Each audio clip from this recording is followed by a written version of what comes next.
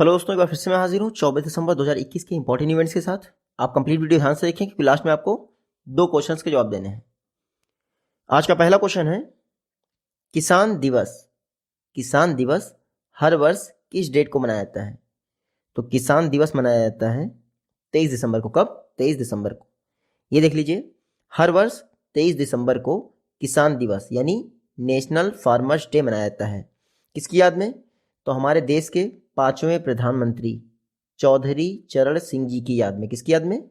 चौधरी चरण सिंह जी, जो कि हमारे देश के 5वें प्रधानमंत्री थे। उन्हीं की याद में हर वर्ष 23 दिसंबर को किसान दिवस मनाया जाता है। चौधरी चरण जी 5वें प्रधानमंत्री बने भारत के 1979 से लेकर 1980, यानी लगभग 1 साल या 6 महीने के लिए बने थे। 6 महीने के लिए ही बने थे, आप देख लीजिएगा यहाँ से। उसके अलावा एक इम्पॉर्टेंट फैक्ट ये है कि चौधरी चरण सिंह जी उत्तर प्रदेश के पहले गैर कांग्रेसी चीफ मिनिस्टर बने थे। क्या? यूपी के फर्स्ट नॉन कांग्रेसी चीफ मिनिस्टर कौन? चौधरी चरण सिंह जी। इसके अलावा एक क्वेश्चन और बनता है कि किसका समाधि स्थल किसान घाट के नाम से फेमस है? किसान घाट। तो वो चौधरी चरण सिंह जी ही हैं जिनका समाधि स्थल राजघाट के पास है और किसान घाट कहा जाता है। राजघाट किसके समाधि स्थल है? महात्मा गांधी की। अगला क्वेश्चन है, प्रधानमंत्री जन धन योजना ये किस वर्ष लॉन्च की गई थी? तो प्रधानमंत्री जन धन योजना 2014 में लॉन्च की गई थी। कब? 2014 में। तो वित्तीय समावेशन यानी फिनेंशियल इंक्लूजन के लिए 2014 में प्रधानमंत्री जन धन योजना लॉन्च की गई थी। हाल ही में प्रधानमंत्री जन धन योजना के तहत 44 करोड़ बैंक अकाउंट ओपन किए जा चुके हैं। सबसे ज़्यादा बैंक अकाउंट यूपी में ओपन किए गए हैं, फिर बिहार में। तो पॉपुलेशन वाइज सबसे ज़्यादा बैंक अकाउंट रहे हैं, याद रखिएगा। 44 करोड़ बैंक अकाउंट ओपन किए जा चुके हैं। प्रधानमंत्री जनधन योजना 28 अगस्त 2014 को लॉन्च की गई। डेट याद रखिएगा, 28 अगस्त 2014। अगर एवरेज अकाउंट बैलेंस देखा जाए हर एक जनधन अकाउंट होल्डर के विषय में, तो 2700 है। एक जनधन अकाउंट में 2700 रुपये हैं और 44 करोड़ जो है ओपन किए जा चुके हैं। तो कितना अमाउंट हो गया? ये हो गया लगभग 1,18,800 करोड़, यानी 1,19,000 करोड़ रुपए जनधन अकाउंट में डिपॉजिट है। तो गवर्नमेंट का बहुत बड़ा फायदा हो गया, याद रखिएगा। तो फिनेंशियल इंक्लूजन के लिए जनधन योजना लॉन्च की थी, इतना याद रखिएगा। अगला क्वेश्चन है, इंडिया द्वारा हाल ही में गाइडेड बैलिस्टिक मिसाइल प्रलय का परीक्षण किया गया है। इसकी रेंज क्या है? तो अग्नि प्राइम का कुछ दिन पहले परीक्षण किया गया था, उसकी रेंज थी 2000। और हाल ही में प्रलय का परीक्षण किया गया है, इसकी रेंज क्या है? 500 किलोमीटर। कितनी? 500। तो शॉर्ट रेंज बैलिस्टिक मिसाइल है प्रलय, नाम याद रखिएगा, प्रलय। तिरंगा मूवी देखी आपने? उसमें गेंडा स्वामी लास्ट में क्या करता है? प्रलय 1 टेक ऑफ, प्रलय 2 टेक ऑफ। तो वही मिसाइल है प्रलय। ओडिशा कोस्ट जो है वहाँ से फायर की गई है Pralay missile. Short range surface to surface missile है, 500 किलोमीटर तक हिट कर सकती है और प्रलय में 1000 किलोग्राम का वेट जो है पेलोड शामिल किया जा सकता है। तो प्रलय याद रखिएगा, पृथ्वी डिफेंस सिस्टम के तहत पर आधारित है। सरफेस टू सरफेस मिसाइल है, 500 किलोमीटर रेंज है, ओडिशा से फायर की गई है।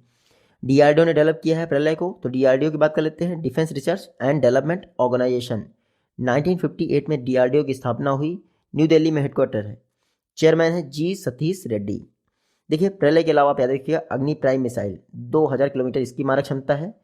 और अग्नि प्राइम का परीक्षण कहाँ से किया गया था? Doctor APJ Abdul Kalam Iceland, जिसका पहले नाम था व्हीलर आइसलैंड। ये भी याद रखिएगा। अगला क्वेश्चन है, डिजिटल ट्रांजेक्शन के मामले में फर्स्ट पोजीशन किस बैंक को हासिल हुई है? तो डिजिटल भुगतान के मामले में शीर्ष स्थान हासिल किया है बैंक ऑफ बड़ौदा ने। किसने? बैंक ऑफ बड़ौदा ने। तो जितने भी डिजिटल ट्रांजेक्शन हुए फिनेंशियल ईयर 20 के दौरान, बैंक ऑफ बड़ौदा ने उसमें टॉप पोजीशन हासिल की है। ये देख लीजिए, फिनेंशियल ईयर 21 के दौरान डिजिटल ट्रांजेक्शन के मामले में बैंक ऑफ बड़ौदा टॉप पे रहा है, यानी सबसे ज़्यादा डिजिटल ट्रांजेक्शन कहाँ हुए? बैंक ऑफ बड़ौदा में। हाल ही में ministry of electronics and information technology द्वारा डिजिटल पेमेंट उत्सव सेलिब्रेट किया गया। क्या? डिजिटल पेमेंट उत्सव सेलिब्रेट किया गया है। आज़ादी की 75वीं एनिवर्सरी हो रही है, उसी लिए ministry of electronics and information technology ने डिजिटल पेमेंट उत्सव मनाया है। इसी में बैंक ऑफ बड़ौदा को 5 डिजी धन अवार्ड दिए गए हैं। कितने? 5 डिजी धन अवार्ड, क्योंकि डिजिटल ट्रांजेक्शन सबसे ज़्यादा हुआ है बैंक ऑफ बड़ौदा में। बैंक ऑफ बड़ौदा में 2019 के दौरान देना बैंक और विजया बैंक का विलय कर दिया गया था। बैंक ऑफ बड़ौदा की स्थापना हुई 1908 में। वडोदरा में इसका हेडक्वार्टर है बैंक ऑफ बड़ौदा का। एमडी एंड सीईओ कौन है? संजीव चड्ढा बैंक ऑफ बड़ौदा के एमडी एंड सीईओ हैं। अगला क्वेश्चन है, एशियन मेंस हॉकी चैंपियनशिप में, एशियन मेंस हॉकी चैंपियनशिप में भारत ने किसको हराकर ब्रॉन्ज मेडल जीता है? तो एशियन मेंस हॉकी चैंपियनशिप में भारत ने पाकिस्तान को हराकर, किसको? पाकिस्तान को हराकर ब्रॉन्ज मेडल जीता है। देखिए बांग्लादेश में हो रही है Asian men's hockey championship. Bharat ने पाकिस्तान को हरा दिया है 4-3 से, और याद रखिएगा ब्रॉन्ज मेडल जीत लिया है एशियन मेंस हॉकी चैंपियनशिप में। फाइनल किसके बीच में हुआ? साउथ कोरिया और जापान के बीच में, जिसमें साउथ कोरिया ने जापान को हरा दिया। तो साउथ कोरिया ने गोल्ड मेडल जीता, जापान ने सिल्वर मेडल जीता, इंडिया ने ब्रॉन्ज मेडल जीता पाकिस्तान को हराकर। तो Asian men's hockey championship south Korea winner रहा और इंडिया को मिला है bronze medal. Asian men's hockey championship कहाँ हुई? ढाका, बांग्लादेश में। याद रखिएगा Asian men's hockey championship annual तौर पर होती है एशियन हॉकी फेडरेशन द्वारा, 2011 से हो रही है। अगला क्वेश्चन है, spices statistics at a glance 2021, spices statistics at a glance 2021 ये बुक किसने लिखी है? तो ये बुक लिखी है नरेंद्र तोमर ने। नरेंद्र तोमर हमारे कौन है? Agriculture minister of agriculture and farmer welfare, Narendra Singh Tomar. इन्होंने एक बुक रिलीज की है spices statistics at a glance, नाम याद रखिएगा, spices statistics at a glance book किसने रिलीज की है? नरेंद्र सिंह तोमर जी ने। इसमें स्पाइस सेक्टर की ग्रोथ बताई गई है पिछले 7 वर्षों में कितनी रही है। ये बुक पब्लिश किसके द्वारा की गई है? तो देखिए directorate of arecanut and spice development, जो कि मिनिस्ट्री ऑफ एग्रीकल्चर के तहत कार्य करता है। अगला क्वेश्चन है, टीचर्स यूनिवर्सिटी यानी अध्यापक यानी शिक्षक विश्वविद्यालय, टीचर्स यूनिवर्सिटी कहाँ पर स्टैब्लिश होंगे? तो टीचर्स यूनिवर्सिटी नई दिल्ली में स्टैब्लिश होंगे। कहाँ? नई दिल्ली में। नई दिल्ली के कैबिनेट ने यानी चीफ मिनिस्टर ने अप्रूव कर दिया है कि जल्द ही टीचर्स यूनिवर्सिटी ओपन की जाएगी। 2022-23 से एकेडमिक सेशन स्टार्ट होंगे। इसमें 4 वर्षों का कोर्स होगा, तो इंटीग्रेटेड कोर्स होगा बेहतरीन क्वालिटी के टीचर्स डेवलप करने के लिए। 4 वर्षों का कोर्स होगा, इंटर के बाद होगा ये 4 वर्षों का, यानी 10+2 12 के बाद ये कोर्स होगा। तो टीचर्स यूनिवर्सिटी याद रखिएगा दिल्ली में ओपन की जा रही है, ये कोर्स होंगे। दिल्ली की बात करें तो चीफ मिनिस्टर हैं केजरीवाल जी, गवर्नर कौन है? लेफ्टिनेंट गवर्नर हैं अनिल बैजल जी।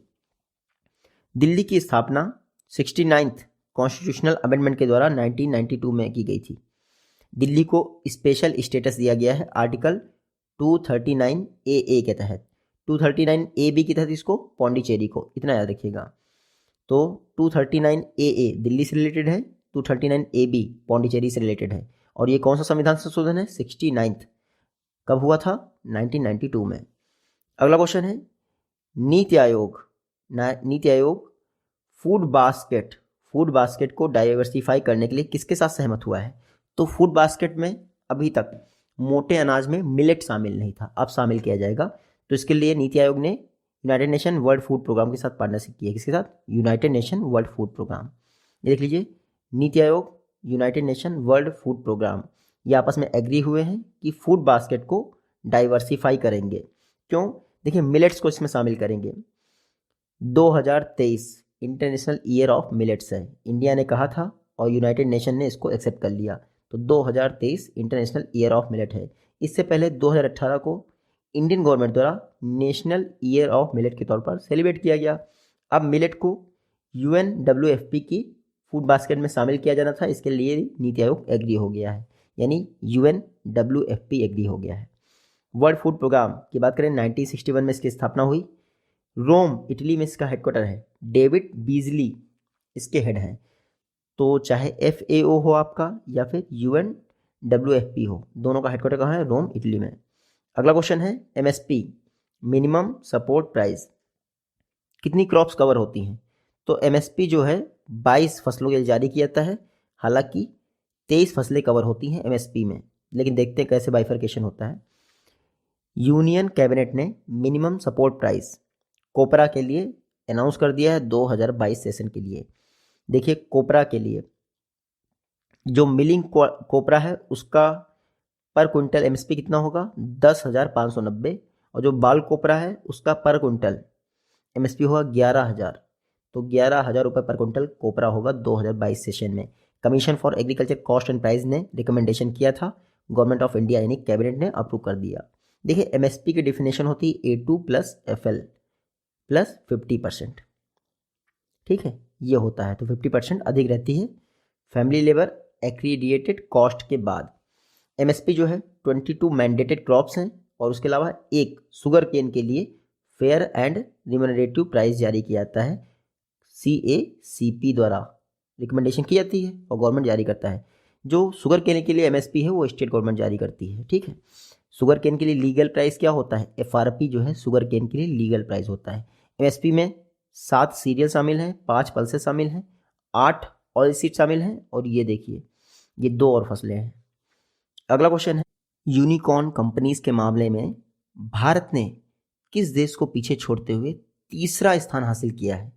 तो यूनिकॉर्न उन स्टार्टअप्स को कहते हैं जिनकी वैल्यू जो है $1 बिलियन हो जाती है। कितनी? 1 बिलियन। तो भारत ने यूके को पीछे छोड़ते हुए यूनिकॉर्न स्टार्टअप के मामले में तीसरा स्थान हासिल किया है। यूके चौथे नंबर पे हो गया है। भारत में एक ही साल में 33 यूनिकॉर्न कंपनी बनी है, फिजिक्स वाला भी उनमें से एक है। देखिए 33 यूनिकॉर्न यानी एक साल में 33 यूनिकॉर्न हो गई हैं। तो भारत में अब 54 यूनिकॉर्न कंपनी है। ये यूनिकॉर्न कंपनीज की लिस्ट जारी की है हुरून रिसर्च इंस्टीट्यूट।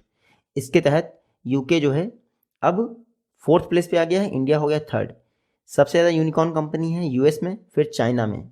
इन दोनों में क्या है 74% यूनिकॉर्न कंपनीज हैं। इंडिया में क्या है, इंडिया में बहुत कम यूनिकॉर्न कंपनीज हैं, लेकिन फिर भी 54 हैं टोटल। कितनी? 54। एक साल में इंडिया ने 33 यूनिकॉर्न कंपनीज ऐड की हैं हुरून रिसर्च इंस्टीट्यूट रिपोर्ट के हिसाब से। तो US first, China second, India 3rd। Unicorn उन वेंचर कैपिटल इंडस्ट्रीज को कहते हैं जिनकी वैल्यू $1 बिलियन से अधिक हो जाती है। अगला क्वेश्चन है, किस आईटी कंपनी द्वारा एजाइल को एक्वायर किया गया है। एजाइल क्या है? एक साइबर सिक्योरिटी कंसल्टेशन सर्विसेज है। तो एजाइल को एक्वायर किया है विप्रो ने। किसने? विप्रो ने। बस इतना ही याद रखिए, एजाइल जो एक साइबर सिक्योरिटी कंसल्टेशन ग्रुप है, इसको विप्रो ने एक्वायर किया है। कभी कभी ये पूछ लेते हैं कितने रुपए में एक्वायर किया है, यानी डील कितने में हुई है। $230 मिलियन। कितना? $230 मिलियन।